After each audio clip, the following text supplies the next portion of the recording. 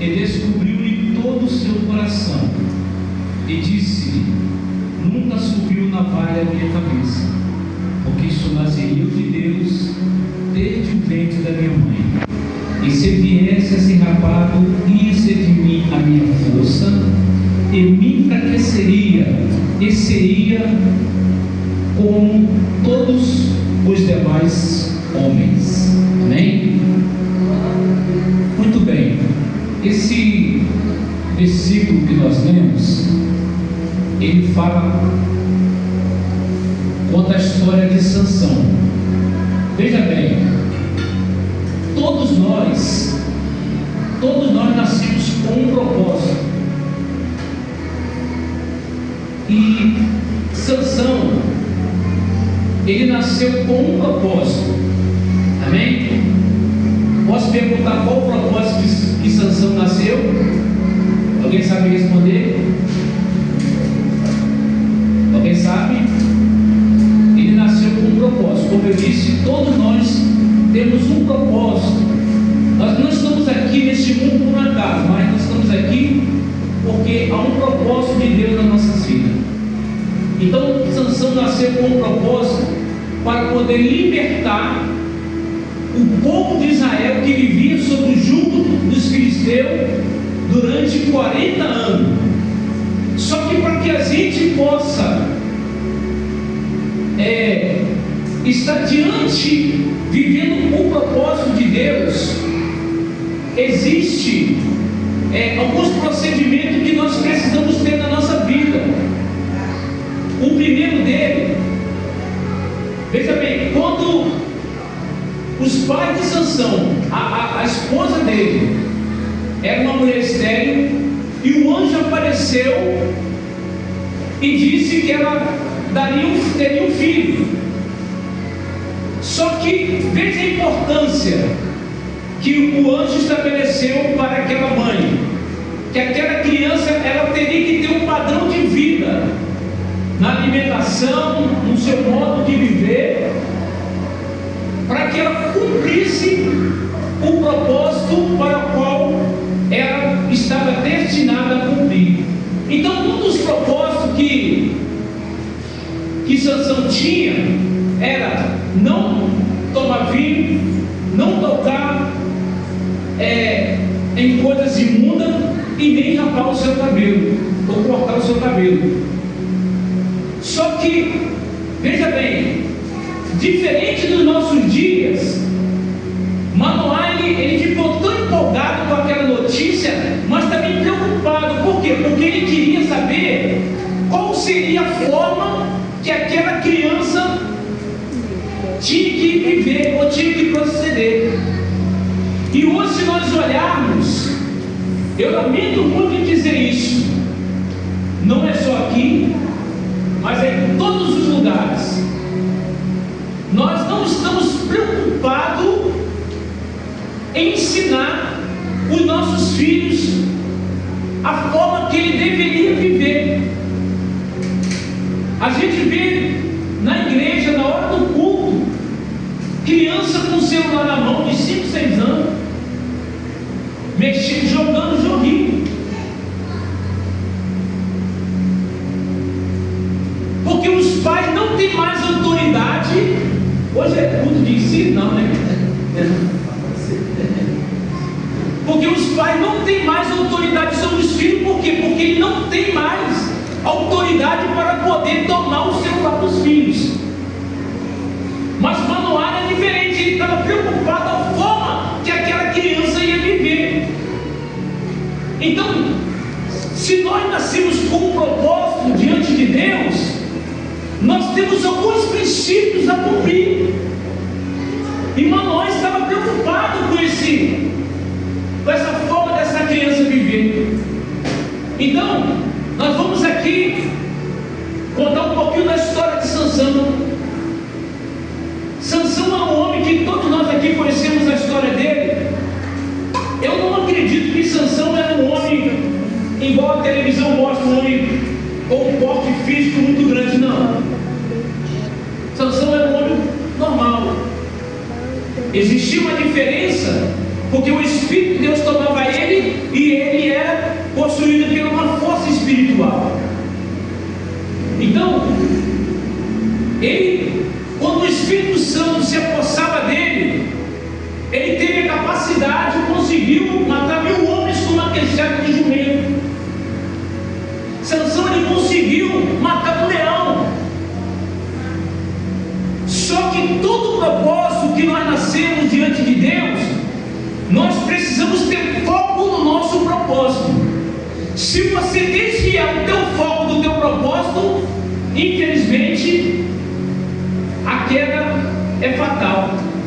Então vamos analisar alguns princípios que faz com que nós perdemos a nossa força espiritual. Qual é o primeiro princípio aqui que nós vemos? É não obedecer pai e mãe. A Bíblia diz em Efésios capítulo 6 que nós devemos obedecer aos filhos. Obedecei aos vossos pais no Senhor. E quando a gente vai para a história de Sansão, a gente vê que Sansão não estava obedecendo os seus pais. Sansão estava preocupado em casar ou ter mulheres que contrariavam os seus pais. Então, quando você não obedece os seus pais, isso começa um declínio espiritual. Ninguém cai de uma vez. Quando alguém chega a desviar, ou desanimar, ou perder a sua força, não cai de uma vez. Isso é gradativamente. Então Sansão, ele vinha ali, quebrando o princípio estabelecido por Deus, que era para honrar e obedecer os nossos pais. Segundo, coisa que faz com que nós perdemos a nossa força espiritual. Sabe que quando nós deixamos de ler a palavra de Deus, se eu perguntar aqui, ou em qualquer outro lugar, ou qualquer outro culto, eu fazer uma pergunta: quem que leu a palavra de Deus durante meia hora? Poucas pessoas vão levantar a mão. Mas se eu perguntar assim, quantas pessoas mexeram mais de meia hora no celular?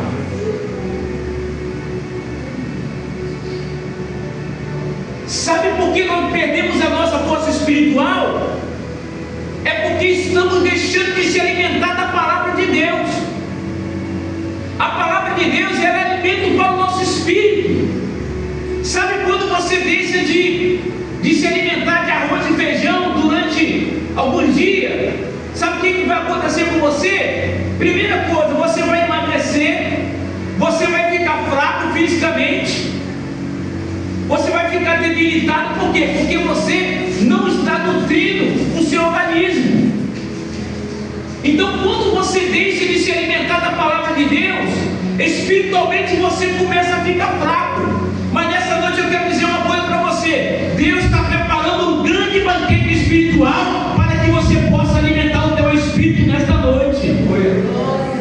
O profeta Jeremias, ele diz assim: achando as tuas palavras, logo as comi. Olha para você ver, Deus falou para Josué no capítulo 1: não te apartes da tua boca o livro desta lei, mas medita nele todos os dias, porque fazendo isso você vai ser bem sucedido.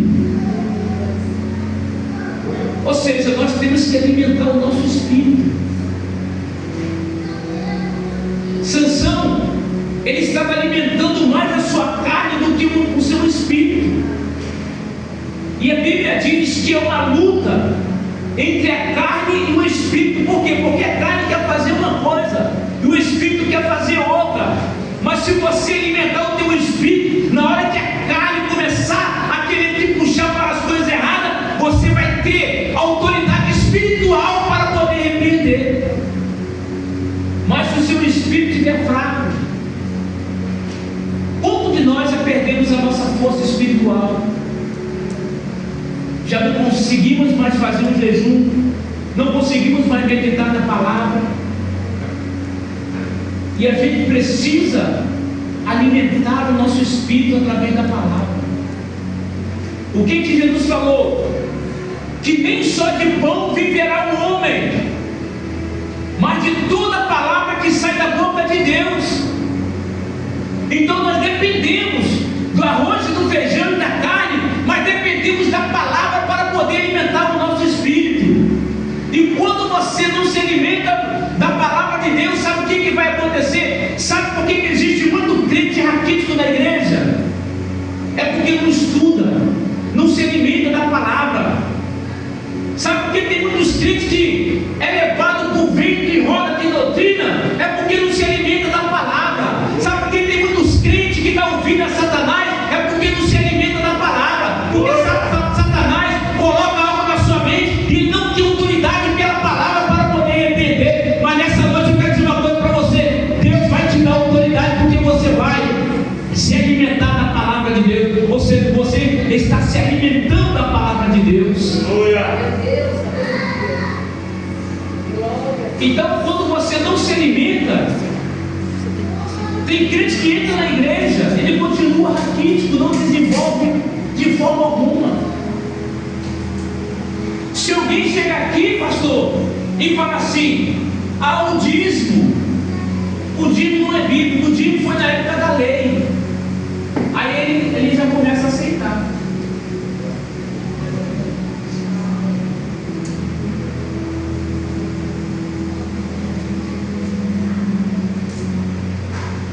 Por que ele aceita? Porque não conhece a palavra. Antes de existir a lei, já existiu o dízimo. Mas ele não sabe. Não estou aqui querendo denegrir, porque eu não gosto disso de falar mal de denominação. Mas tem uma denominação aí, pastor, que tem muitos crentes de todas as igrejas dentro dela.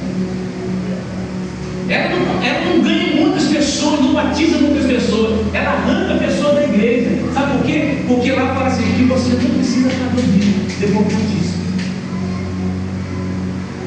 Aí tem assembleana, tem batista, tem presbiteriano. Por quê? Porque não conhece a palavra. Outro fato importante que faz com que nós perdemos a nossa força espiritual é quando nós deixamos de orar. Oração é um alimento para o nosso espírito. O que é oração? Um dia eu perguntei na igreja, eu fiquei assim, admirado, porque muita gente não sabia responder, mas uma menina, de 10 anos, ela respondeu.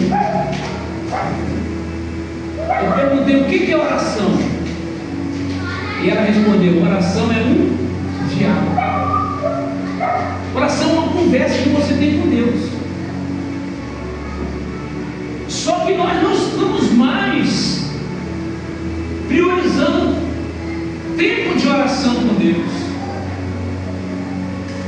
tempo de intimidade, porque a oração é uma conversa com Deus. É através da oração que você vai conhecer mais a Deus. Sabe quando você tem intimidade com a pessoa, você sabe o que ela gosta, o que ela não gosta, você conhece as suas qualidades, os seus defeitos, é através da intimidade. Só que muitas das vezes nós não temos tempo para Deus. A gente conversa com todo mundo, mas muitas das vezes esquecemos de conversar com Deus. Mas Deus tem que nós voltamos ao momento de oração. Paulo falou: orai sem cessar.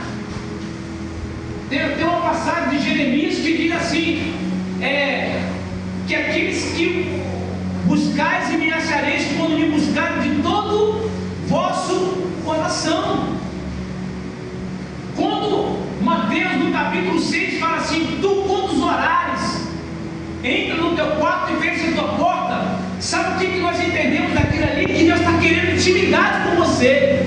Deus está querendo ter algo em particular com você. Só que muitas vezes nós ouvimos todo mundo falar, mas não conseguimos ouvir a voz de Deus. Por quê? Porque nós não estamos numa frequência de intimidade com Deus. Deus está falando, mas nós não estamos ouvindo. Por quê? Porque nós não estamos sintonizados. Mas nessa noite eu tenho certeza que nós vamos sintonizar com Deus e vamos ouvir a voz de Deus nessa noite.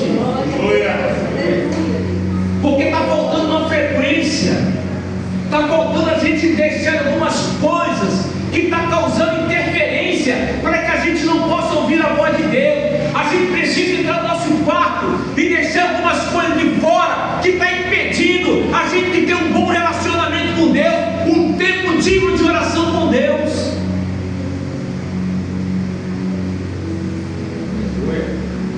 Como que a gente vai vencer uma batalha se as nossas armas e as nossas guerras, elas são espirituais? Sem a palavra, sem oração, nós não temos poder espiritual.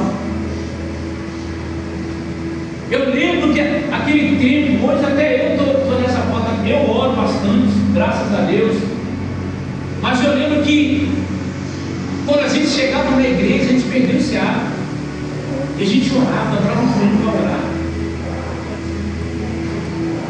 Eu ia em vigília, era 2 horas de joelho, eu era novo convertido, eu dormi durante aquelas 2 horas, mas eu orava. Às vezes eu tinha até revelação, Deus falava comigo naquele.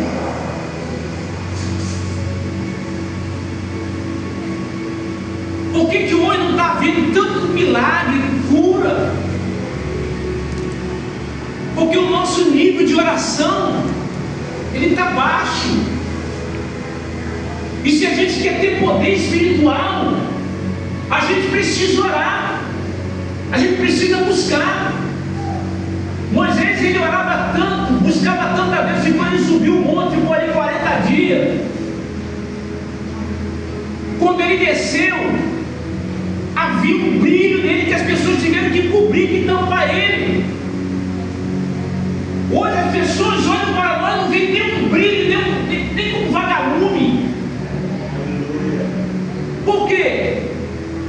Porque está faltando conexão.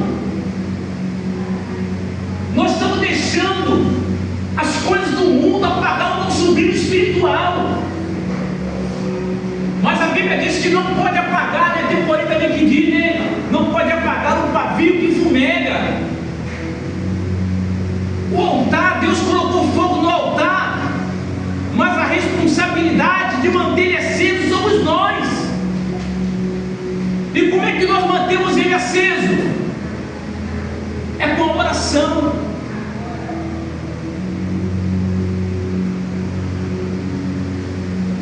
E a gente precisa voltar esse tempo de oração com Deus, porque isso é uma das causas que o crente vai perdendo a sua força espiritual. Outro ponto que faz nós perdermos a nossa força espiritual é a participação digna na ceia. Às vezes não entendemos errado, às vezes as pessoas pensam assim, eu xinguei e agora não posso participar da ceia. Não é isso. Apesar de xingar, está errado. Mas a participação digna na ceia é porque tem muitas pessoas que participavam da ceia como se fosse algo comum. Estavam ficando bêbados, comendo demais, ninguém esperava pelos outros, e fazendo aquilo ali um algo tão especial, porque a ceia, ela é um memorial, é para você recordar o que Cristo fez, o sacrifício dele na cruz do Calvário. Mas as pessoas estavam banalizando aquele ato, aquele momento. Aí Paulo chega a dizer que por causa disso há o quê? Há muitos fracos, muitos que dormem, muitos fracos e muitos doentes e muitos que dormem, ou seja, são livres, né? Participam dignamente da ceia, fica fraco, depois fica doente e depois morre espiritualmente.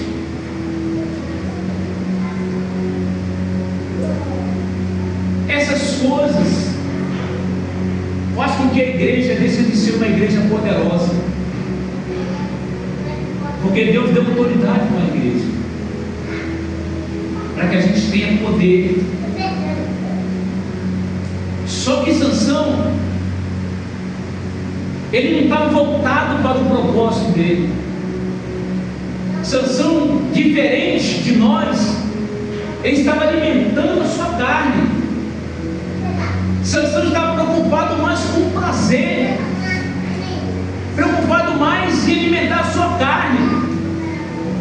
Ele perdeu o propósito para qual ele foi chamado. E quando a gente perde nosso foco, são princípios de queda. A gente vai caindo. Por quê? Porque a gente vai esquecendo do propósito. Eu não sei qual o propósito que Deus te chamou. Não pense que às vezes o diabo na nossa mente, ou nós achamos, eu estou aqui, mas eu não sirvo para nada. Serve sim. Eu não sei cantar, não tem problema. Mas o seu testemunho vai falar muito alto. Você nasceu com um propósito. Quando as pessoas olharem para você, vai ver que Deus tem um propósito na tua vida. E Sansão, ele fugiu do seu propósito, procurando se envolver com mulheres, prostitutas, arrumando um casamento com um povo que não era o povo das mulheres que pertencia o povo de Israel. E agora Sansão, ele começa a se envolver com uma mulher, Dalila, e todos nós conhecemos a história dela. E se a gente for olhar as duas mulheres, a primeira que Sansão se apaixonou, como Sansão, ele faz um enigma a língua dos filisteus e ninguém consegue descobrir. Aquela mulher, ela começa a implorar muitas vezes para que Sansão revele para ela, e Sansão acaba revelando. E agora, quando a gente olha para a história de Dalila também, a outra mulher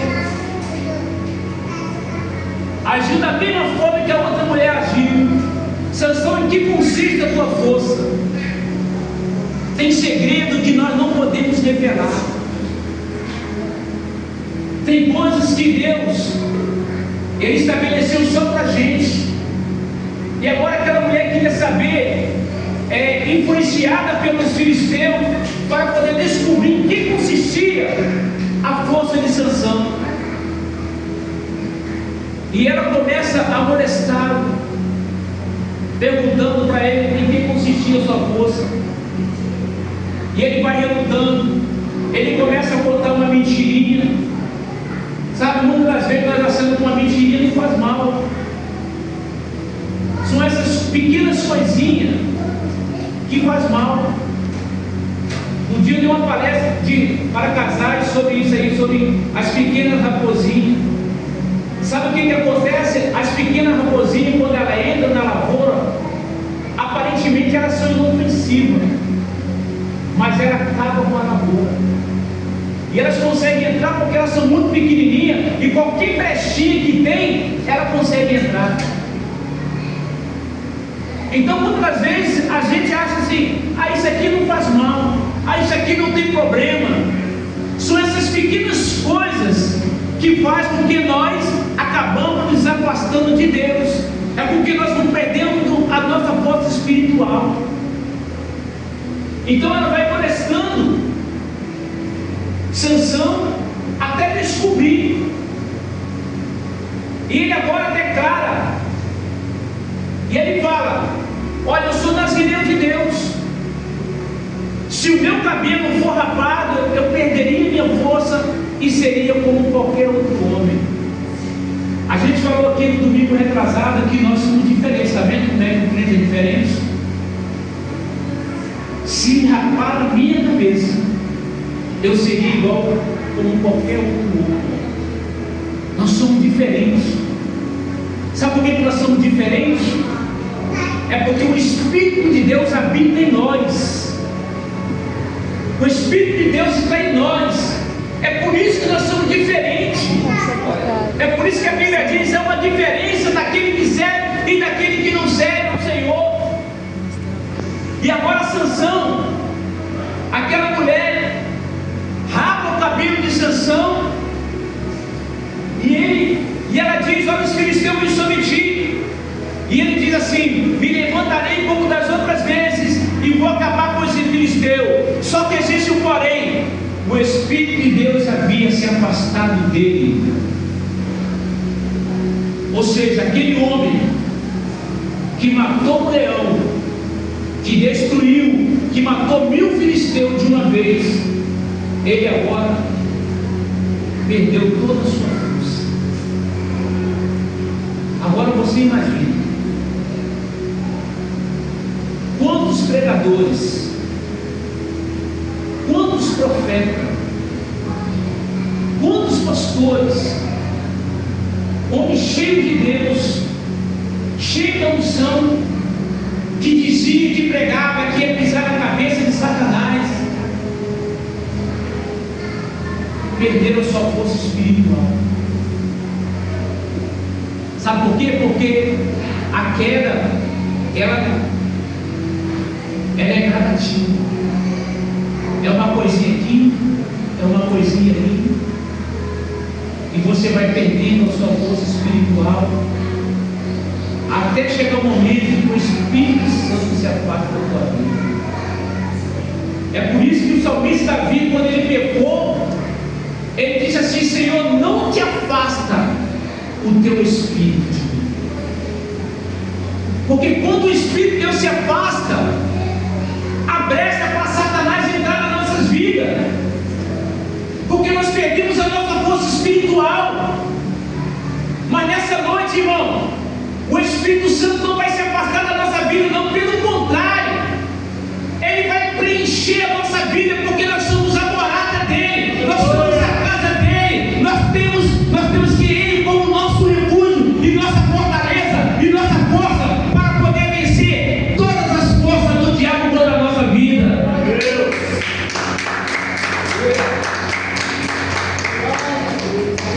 E agora aquele homem que matava 1000 filisteus, que matava leão, veja como que as coisas mudam. Ele é levado como escravo, preso, eles arrancaram os seus olhos, tudo isso por causa de prazeres carnais, por brincar com coisa séria, por perder o foco para aquilo que foi chamado. Mas Deus é tão bom que a Bíblia fala que quando ele estava ali, todo mundo zombando dele. A Bíblia diz que o cabelo dele começou a crescer, e ele orou ao Senhor, e Deus devolveu-lhe a força, e ele matou todos aqueles filisteus, cumprindo o propósito para qual ele foi chamado. Mas eu quero terminar aqui. Quando que nós perdemos a nossa força espiritual? Não temos força para vir à igreja, não temos força para orar, para jejuar. Não sei que quantos estão batizados com o Espírito Santo. Às vezes nós não falamos em mim. Tem pessoas, hoje eu não sei, mas antigamente existiam pessoas que ficavam ansiosas para ser batizadas com o Espírito Santo. E hoje nós já somos batizados e quase não falamos em língua, porque perdemos a força. Tem pessoas que conseguem levantar de madrugada, vai na geladeira, taca a geladeira, come, bebe, mas não tem força para poder dobrar o joelho e orar pela madrugada.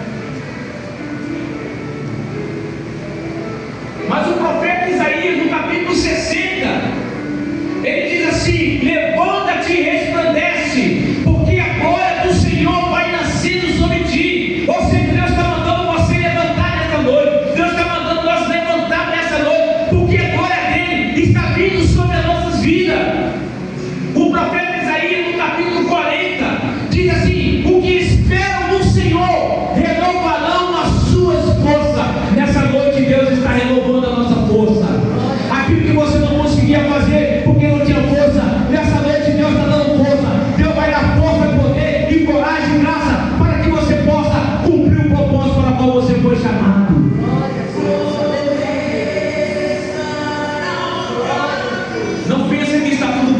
Porque Deus é quem dá a segunda chance. Ele vai te dar nova oportunidade.